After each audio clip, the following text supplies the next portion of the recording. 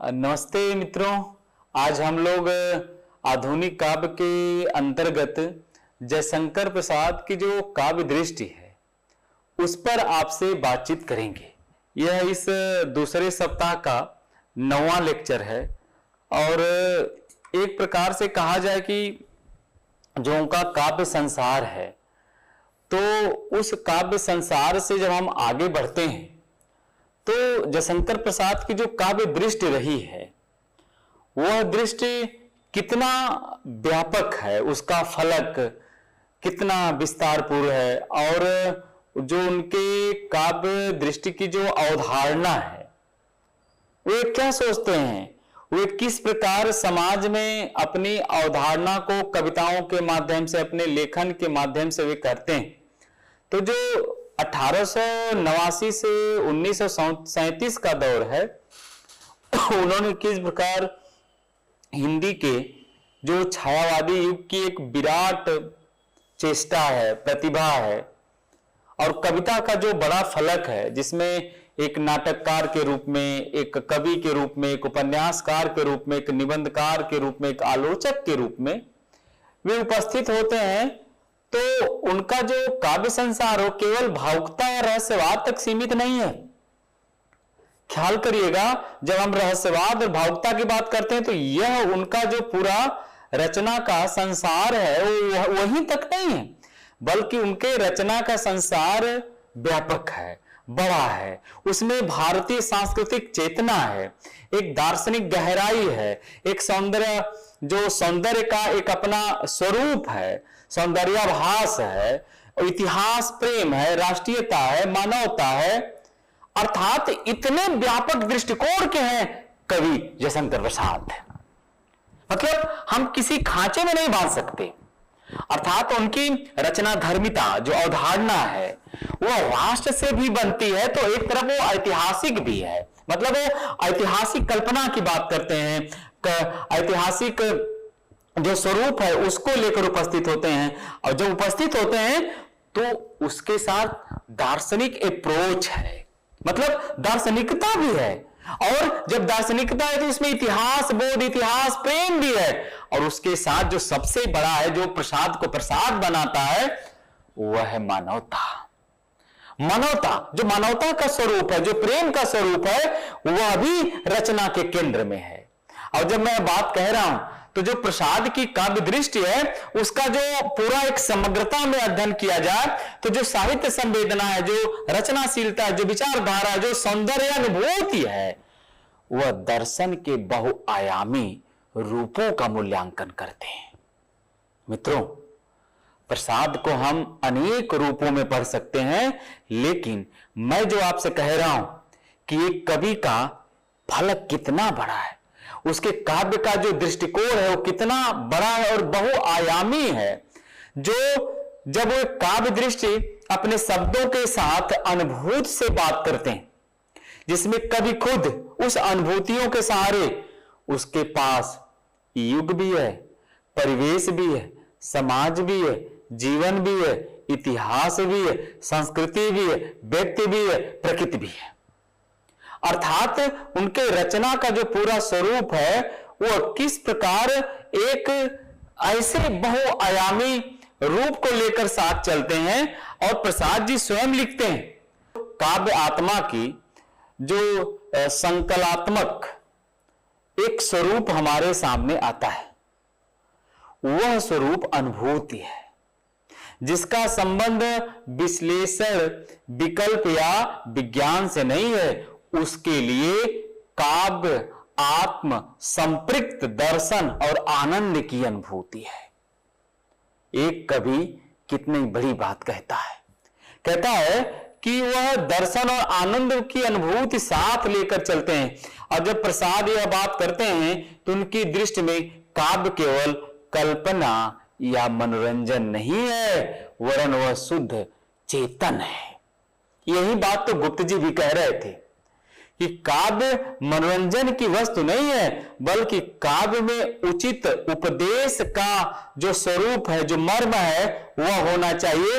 इसी की वकालत जयशंकर प्रसाद भी करते हैं।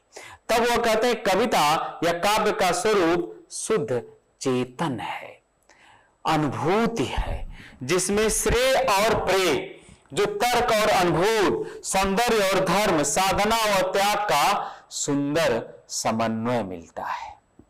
मित्रों, जब मैं आपसे कह रहा हूं तो ख्याल करिएगा, अनुभूत भी है, सौंदर्य भी है, धर्म भी है, साधना भी है, त्याग है, अर्थात इन सब से मिलकर प्रसाद अपनी रचनाओं को एक विस्तृत फलक पर ले जाते हैं। और अगर यह देखा जाए कि जयशंकर प्रसाद के जो काव्य संसार और काव्य दृष्टि दोनों की अपनी एक विशिष्टता है, लेकिन दोनों में मूलभूत अंतर भी देखने को मिलता है। एक विशिष्टता भी है तो एक मूलभूत अंतर भी है। जैसे हम जब तत्व की बात करें, जो परिभाषा है, अगर वो काव्य संसार की बात करते हैं तो कवि की समग्र जो रचनाशीलता है, जो रचनाएं हैं, विषय वस्तु है, शिल्प है, रस है, जो आदि का दायरा है, वह दायरा कितना बड़ा है, और कवि का जो दृष्टिकोण है वह दर्शन आधारित है। वह काव्य संबंधी उन सारे सोच को हमारे सम्मुख रखता है। वे एक प्रकार का जो दृष्टिकोण है वह दर्शन के रूप में हमारे सामने आता है। और जो काव्य वस्तु का विषय है, स्वरूप है, शैली है, रचना है, अर्थात जो काव्य का अर्थ पक्ष है, जिसमें जीवन है, संस्कृति है, उस पर भी बात करते हैं। और जो कविता के प्रमुख केंद्र में लिखते समय साहित्य का चयन, उसकी विविधता की बात करते हैं, तो उसमें कवि का मूल्य, जीवन दर्शन, सौंदर्य बोध भी आता है। उदाहरण के लिए अगर हम बात करें आपसे मित्रों, तो कामायनी, आंसू, झरना इत्यादि को देख सकते हैं, जहां मानवतावाद, रहस्यवाद, सौंदर्य चेतना, सांस्कृतिक चेतना को देख सकते हैं। अगर हम वैविध्य स्तरों पर बात करें, जो उनके कविताओं का एक रूपात्मक या जो विषयगत जब वो बात करते हैं, तो उसमें एक मूल्य का समन्वय रूप देखने को मिलता है। सांस्कृतिक और दार्शनिक गहराई भी हमको देखने को मिलती है। अगर उनकी रचना जो शीलता की शैली है, जहां अलंकार, छंद, बिंब, विधान देखने को मिलते हैं, तो एक तरफ जीवन दर्शन भी है, अनुभूत भी है, कल्पना भी है, सांस्कृतिक मर्म की विवेचना भी है। अगर इन सबका हम संबंध देखें तो जो काव्य संसार है, काव्य दृष्टि है, वो एक व्यवहारिक रूप में हमारे सामने उपस्थित होता है। और जो काव्य दृष्टि या काव्य संसार का जो व्यवहारिक रूप है, वह कविता को एक ऐसे गठन में पिरोता है कि वह कविता जब हमारे सामने आती है तो कविता हमारा जो एक प्रकार का अंतर्मन है, वह अंतर्मन खोलती है। इसलिए जब प्रसाद जी ऐसी बातों को करते हैं मित्रों, तो उनके सामने एक जो भाव या अर्थ पक्ष है, उसकी विशेषताओं को रखते हैं, जिसमें मानवतावाद भी और जो सर्वांगीण जीवन दृष्टिकोण या जीवन मूल्य है, प्रसाद ने उनको अपने काव्य में अनेक विविध पक्षों में भी रखा। जैसे जिजीविषा भी है, प्रेम है, वेदना है, आकांक्षा है, त्याग है, आशा है, निराशा है, त्रासदी है, संघर्ष है, उत्कर्ष का चित्रण है। अर्थात उनका काव्य मानव कल्याण और जो पुरुषार्थ है, उसमें उन्नति का भी वे संदेश देते हैं। इसलिए प्रसाद का काव्य मानवता के समग्र उत्थान और चेतना का प्रतिनिधि है। मतलब जब मैं बात कह रहा हूं कि प्रसाद अपनी कविता में मानवता के समग्र उत्थान और चेतना के स्वर को लेकर उपस्थित होते हैं, तो उस चेतना के स्वर में मानव कल्याण के स्वर हैं। मतलब जो मानव कल्याण का स्वर है, वो प्रसाद के कविता का विषय है। और कोई कवि हो, वो सृष्टि को लेकर, मानव कल्याण को लेकर, प्रकृति को लेकर, देश को लेकर, राष्ट्र का जो उसके अंदर एक बोध है, वह अपने रचनाओं का विषय बनाता है। इसलिए मैं जब ये आपसे कह रहा हूं तो स्वाभाविक है कि उनकी रचनाओं का एक जो वैविध्य स्वर है, वो अभी हमको देखने को मिलता है। और जब प्रसाद जी के रहस्यवाद पे बात की जाती है, तो प्रसाद का काव्य जो रहस्यवादी चेतना से संपन्न माना जाता है, जहां अनुभूति और अलौकिकता के माध्यम से जीवन के अनदेखे सत्य व सौंदर्य को रचते हैं, जहां प्रसाद की कविता में रहस्य अभिव्यक्ति, आत्म संपर्क का संदर्भ है, जिससे जीवन सहज रूप से आनंदमयी होता है। और रहस्य का आशय अव्यक्त गुण और शुद्ध अनुभूति से है। जैसे कामायनी का जो प्रगीत शैल है, सच मुख पर घूंघट डाले, ऐसे वे पंक्तियों को भी कहते हैं। और उनकी जब रचनाओं से हम गुजरते हैं तो जो उनके रचनाओं का एक सौंदर्य चेतनता है, या जो सौंदर्य चेतना का स्वरूप है, वह स्वरूप भी हमारे सामने उपस्थित होता है।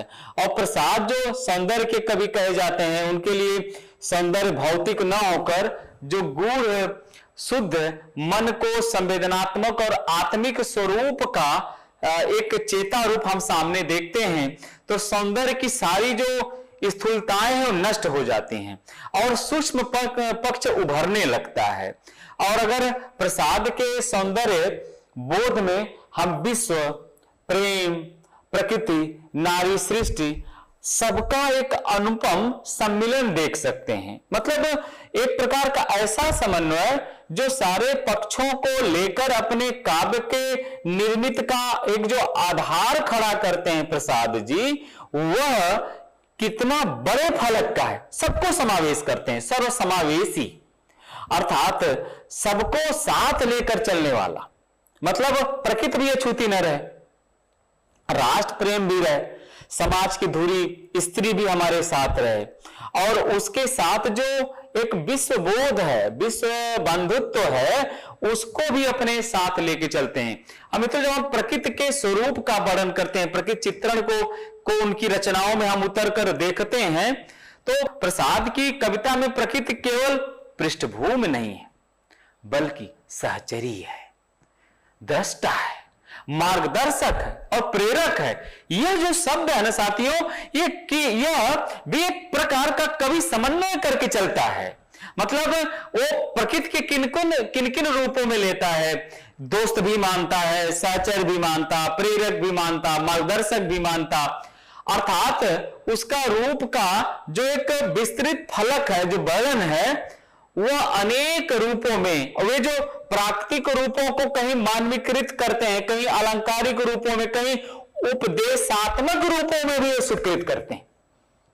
अगर मैं इतना कह रहा हूं मित्रों, तो ख्याल करिएगा, प्रसाद जी प्रकृति को, या यह कहा जाए कि कविता करते समय प्रकृति उनके कवि कर्म की धुरी रही है, तो यह अतिशयोक्त नहीं हुआ। अगर हम आंसू को देखें, कामायनी को देखें, झरना को देखें, तो इन सारे काव्यों में प्रकृति अद्वितीय जो वर्णन करते हैं प्रकृति का, वो बहुत अद्वितीय पक्ष है। और जब मैं यह कह रहा हूं आपसे, तो वह कभी यही रुकता नहीं है, बल्कि वह कवि जब इससे आगे चलता है मित्रों, तो कविता के उन बारीकियों को भी हमारे साथ रखता है कि हमारी भारतीय संस्कृति और जो इतिहास बोध है, उस भारतीय संस्कृति और इतिहास बोध को भी साथ लेकर अपने रचना धर्मिता में उतरते हैं। और जब ये रचना धर्मिता में उतरते हैं, तो स्वाभाविक है कोई कभी अपने रचना का जो बिंदु बनाता है या किन किन बिंदुओं को चुनता है, उस बिंदुओं में वह भारतीय संस्कृति को, पक्ष को, इतिहास बोध को साथ लेकर चलते हैं। और जो प्रसाद की काव्य दृष्टि है, वो सांस्कृतिक चेतना से भरी है, ओतप्रोत है, और जो अतीत के महिमा मंडन के माध्यम से जो सांस्कृतिक गौरव है, जो जातीय अस्मिता और जो पुनर्जागरण का स्वर उभरता है, वह मित्रों बड़ा अद्वितीय पक्ष है। और प्रसाद ने जो राष्ट्रीयता का स्वर मुखर किया है, जिसमें वे कहते हैं, अरुणय यह मधुमय देश हमारा। आप ख्याल करिएगा, जब ये लाइनें हम लोग पढ़ते हैं मित्रों ना, या आप पढ़ते होंगे, तो जो हमारे देश की छवि है वह हमारे सामने उपस्थित हो जाती है। कहते अरुणय यह मधुमय देश हमारा, मधुमय देश हमारा।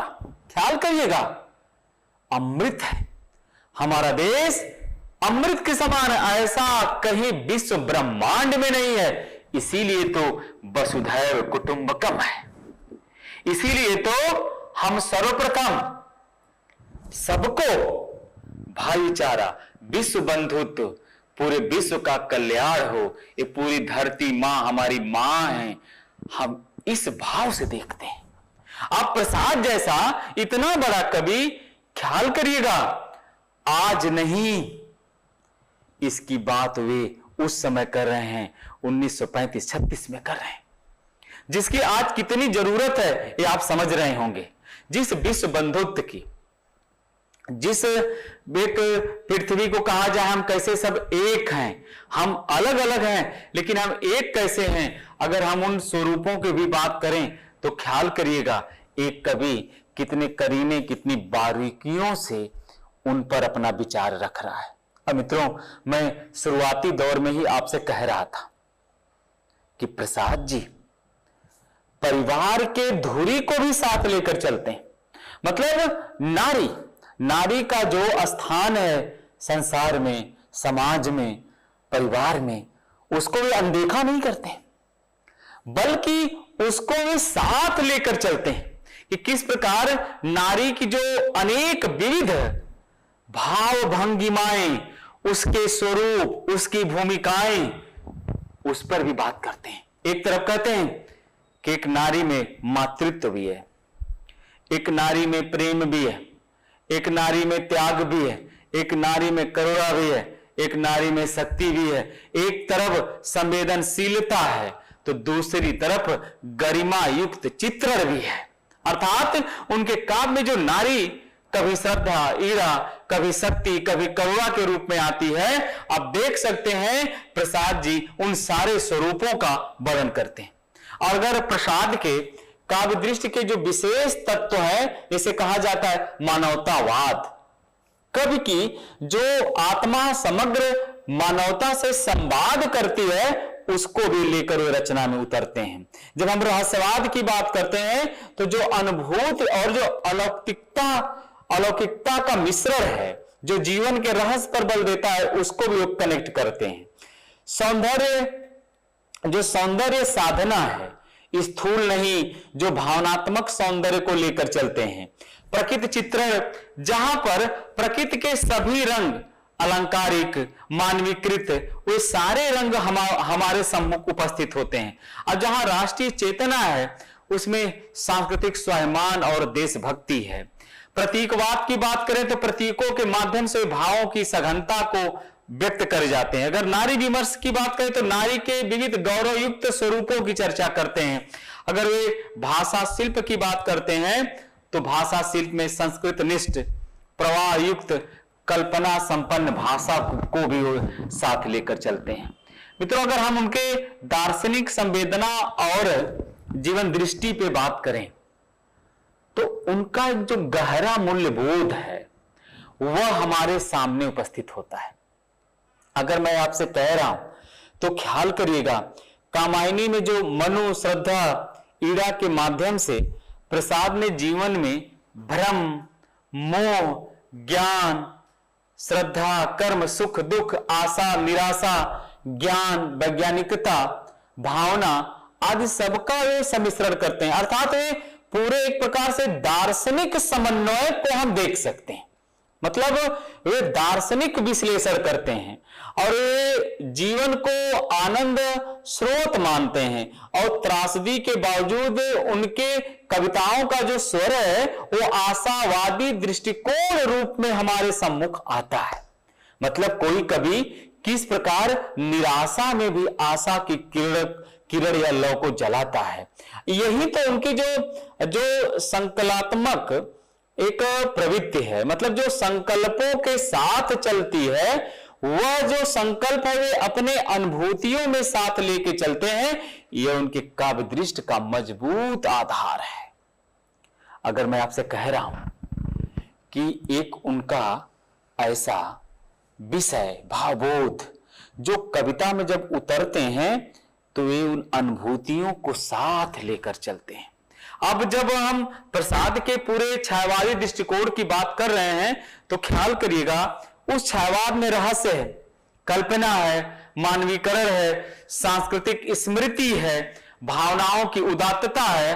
तो इन सबका वे समावेश साथ करते हैं और जो उनका काव्य जो मानव जीवन को पुरुषार्थ और आशा का संदेश देता है, यह किसी भी कवि के लिए सबसे जरूरी चीजें होती हैं। मित्रों, जब मैं आपसे बात कह रहा हूं तो मित्रों आपको यह जानना आवश्यक है कि किस प्रकार कविता का एक जो ऐसा पक्ष, जो पक्ष मानवीय संवेदना से भी ओतप्रोत हो, ऐसा पक्ष जब वे कविता लिखते हैं तो कविता में किस प्रकार जन जन की सहभागिता हो और किस प्रकार जन जन का कनेक्ट हो, जुड़ाव हो, उसको भी लेकर उतरते हैं। मित्रों, उसी कड़ी में हम आगे देखते हैं राष्ट्र और संस्कृति। मतलब प्रसाद के पूरी रचना धर्मिता का जो मूल स्वरूप है या जो मूल निर्मिति है वो राष्ट्र और संस्कृति भी है। इसीलिए जब कामायनी में और आंसू जैसी रचनाओं में वे देश, मातृभूमि, संस्कृति, राष्ट्र गौरव की बात करते हैं, जाति चेतनता की बात करते हैं, तो स्वाधीनता का जो भाव है वो मुखर है।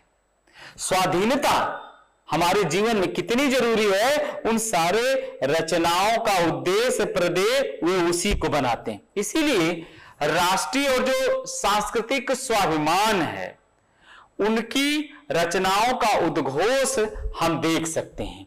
और जब हम प्रसाद की रचनाओं में काव्य दृष्टि को लेकर बातचीत करते हैं, अमूमन क्लासों में बातचीत होती है, आप लोगों से बातचीत होती है, तो एक प्रकार का जो उनके रचना का स्वर है, वह स्वर एक हमारे जीवन पर अमिट छाप छोड़ता है।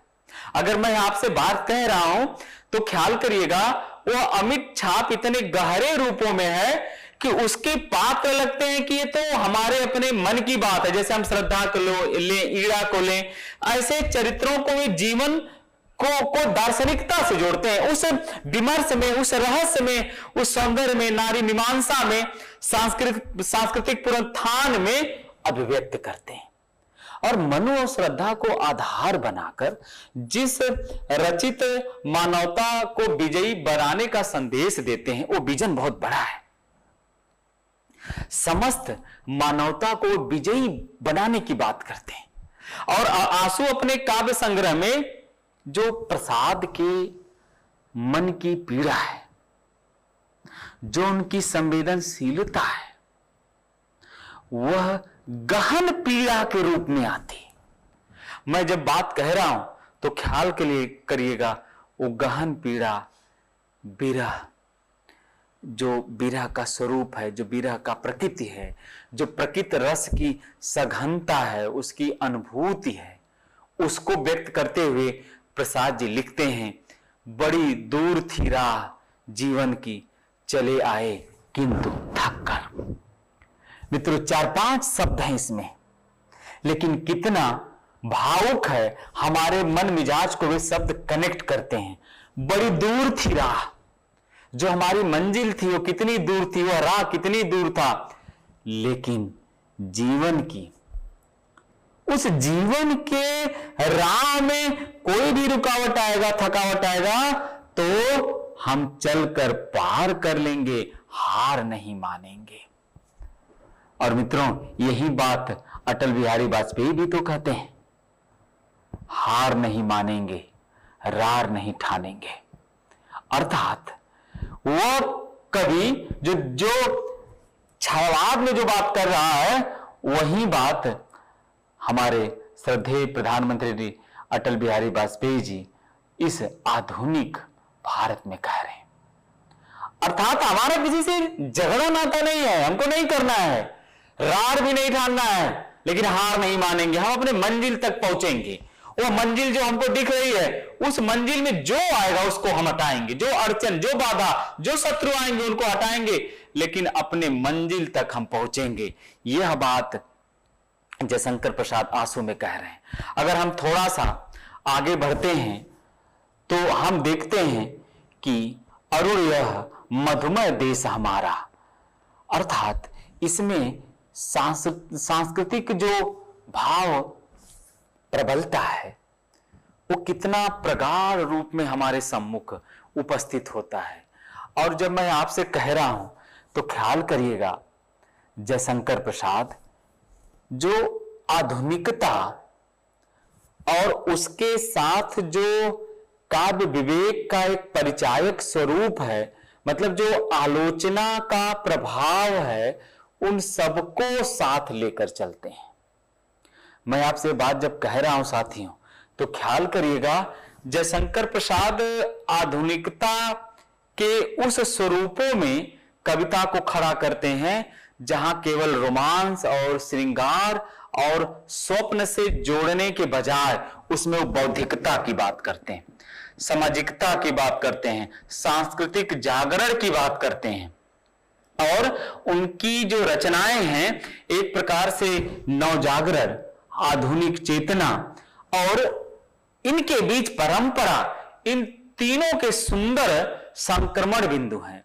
और आलोचकों ने इस बात को माना भी है कि उन्होंने छायावाद को भावुकता की सीमाओं से निकालकर मजबूत दार्शनिक आधार दिए। कहा जाता है कि छायावाद का जो एक भावुकता का पक्ष है, उस भावुकता के पक्ष से प्रसाद जी बाहर निकालते हैं और उसको मजबूत दार्शनिक पक्ष से जोड़ते हैं। और इतना ही नहीं, जो काव्य दृष्टि की जो एक समसामयिक प्रासंगिकता होनी चाहिए, वह भी काव्य का विषय बनाते हैं। जो प्रसाद का जो मानवतावाद या जो सांस्कृतिक चेतना है, जो नारी सम्मान है, जो सौंदर्य बोध है, रहस्य बोध, या जो प्रकृति चित्रण है, या जो उनकी प्रकृति के लेकर उनकी दृष्टि है, वो प्रासंगिक आज भी है।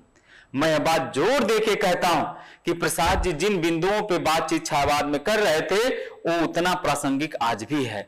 जब उनकी हम काव्य दृष्टि हम पढ़ते हैं या विद्यार्थियों को पढ़ाते हैं, तो उसमें हम जो उनकी सांस्कृतिक जड़ें हैं, जो उनका दृष्टि विस्तार की दृष्टि है, जो संवेदनशीलता है, उसको भी हम देख सकते हैं। मित्रों, जब मैं बात कह रहा हूं तो अंततः प्रसाद को पढ़ते हुए या आपको पढ़ाते हुए कहा जा सकता है कि प्रसाद के कविता का जो मूल भाव है या जो मूल प्रवृत्ति है, वो जो उनकी कविता को मजबूत बनाती है, वह एक प्रकार का जो उनके काव्य दृष्टि का जो बहुआयामी या जो एक सांस्कृतिक पक्ष है, उसमें जो दार्शनिकता है, जो चेतनता है, जो मानवतावादी स्वरूप है, उसमें किस प्रकार भारतीयता, छायावाद, सौंदर्य, इन सबका अद्भुत समन्वय देखने को मिलता है।